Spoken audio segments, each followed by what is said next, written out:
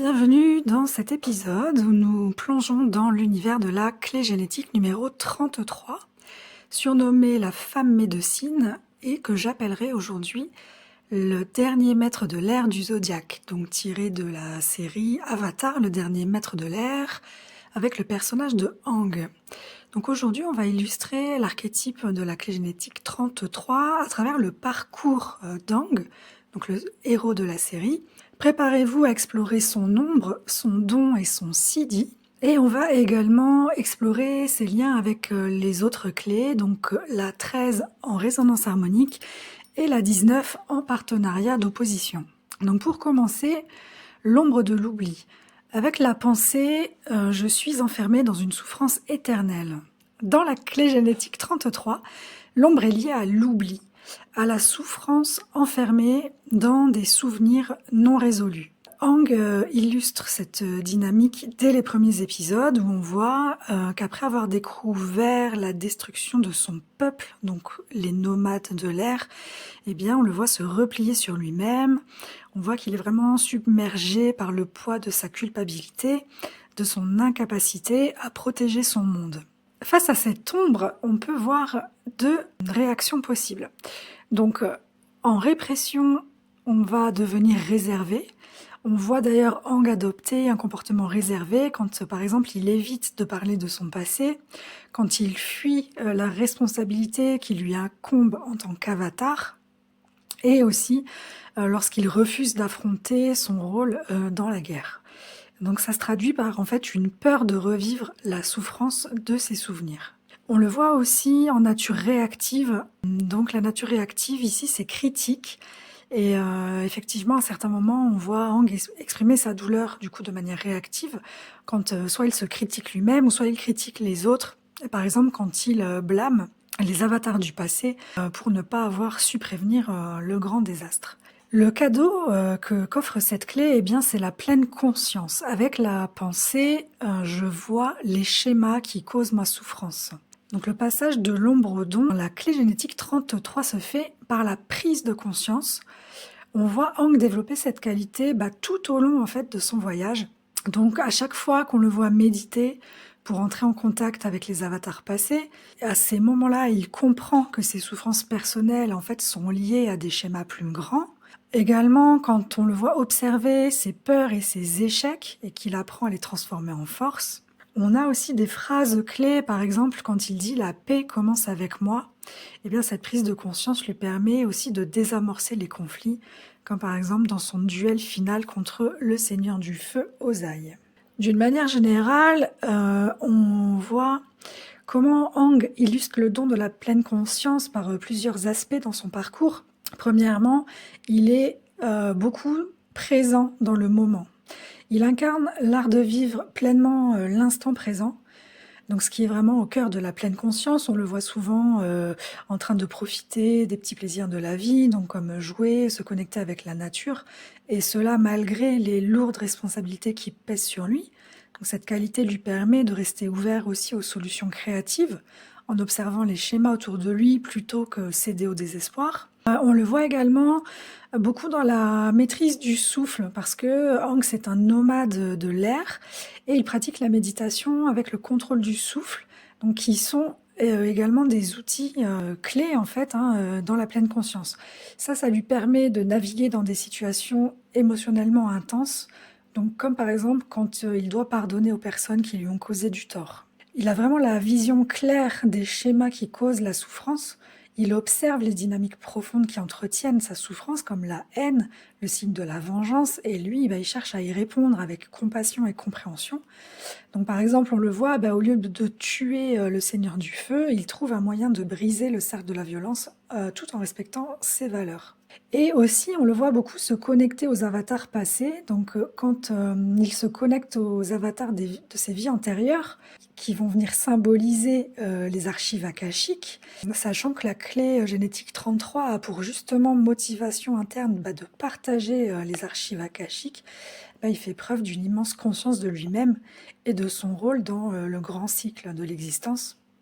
Et ça reflète sa capacité à intégrer des schémas complexes pour les transformer en sagesse. Donc vraiment, j'ai choisi cet exemple parce que Hank, c'est le parfait archétype de quelqu'un qui utilise en fait sa qualité de pleine conscience pour apaiser à la fois ses conflits internes et aussi ceux de son monde extérieur. Et cette dimension spirituelle et guérisseuse, elle est profondément liée à l'archétype de la clé génétique 33 qu'on appelle quand même, je le répète, la femme médecine ou du coup l'homme médecine. Avec le CD de la révélation, on retrouve la pensée je tombe amoureux ou amoureuse de ma propre histoire. Donc la révélation représente le plus haut niveau de conscience avec la clé 33, c'est-à-dire une fusion avec le grand schéma universel. On voit Aang atteindre ce CD au moment où il accepte pleinement son rôle d'avatar. Et là, il tombe amoureux de sa propre histoire, y compris en fait des souffrances qui l'ont façonné. Donc par exemple, quand il embrasse ses pouvoirs spirituels dans l'état d'avatar, il voit très clairement comment chaque étape de son parcours, et même et peut-être surtout les plus douloureuses, a contribué à sa mission de guérisseur. Il dit « Je suis l'avatar, c'est ma destinée », et cette révélation l'élève à un niveau qu'on peut qualifier d'omniprésence. On verra que l'omniprésence fait partie du jeu avec la clé numéro 13, où il agit en harmonie avec les grandes lois cosmiques. La clé génétique 33 est connectée, comme je vous l'ai dit, aux archives akashiques, c'est-à-dire une métaphore pour la mémoire universelle. Aang accède à ces archives quand il communique avec les vies antérieures des avatars, et ensuite il partage cette sagesse pour guider les autres. La clé génétique 33 fait également partie de l'anneau de codon des épreuves avec la 12 et la 56, ce qui montre bien la nécessité de transcender les défis de l'oubli et de la souffrance pour atteindre une expression plus élevée. Et elle code aussi pour le codon STOP dans l'ADN. C'est-à-dire quand le code génétique ordonne l'arrêt du codage. Donc ici, ce qui est intéressant de voir, c'est qu'on marque un arrêt. Et en fait, on peut aussi interpréter ça, c'est comme le moment où on prend conscience des schémas, de nos schémas de souffrance, qui nous permet, ce moment nous permet de choisir une nouvelle direction. En fait, c'est vraiment je stoppe le codage de la souffrance. On pourrait vraiment littéralement voir ça. Dans le corps, la clé génétique 33 est en lien avec le larynx, ce qui symbolise la capacité de verbaliser. Donc verbaliser une sagesse, verbaliser une souffrance, en fait, on utilise sa voix pour transmettre les vérités qu'on découvre. Et ça, c'est un outil essentiel pour la guérison, que ce soit collectif ou individuel. Avec la clé numéro 13, dont je vous ai dit, elles sont en résonance harmonique à travers le canal de l'élévation. La clé numéro 13, on l'appelle la confidente. Ce canal, en fait, nous permet de sortir d'un état de misère pour accéder, pour toucher une forme d'omniprésence.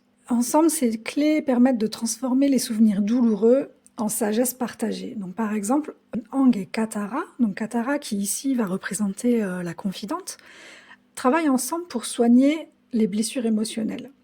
Donc, on voit aussi l'importance de l'écoute mutuelle dans la guérison. La confidente, c'est quelqu'un à qui on a naturellement envie de confier nos plus sombres souvenirs, nos plus sombres secrets. Je vous mets le lien en haut à droite. La clé génétique 19 complète la clé 33 dans un partenariat d'opposition dans le zodiaque, où les ombres de l'oubli de la 33 et de la codépendance de la 19 peuvent s'alimenter en cercle vicieux. On peut voir par exemple que Aang est parfois trop dépendant des autres pour donner un sens à sa souffrance. Mais leur don, la pleine conscience et la sensibilité donc le cadeau de la 19, se nourrissent également mutuellement, en cercle vertueux.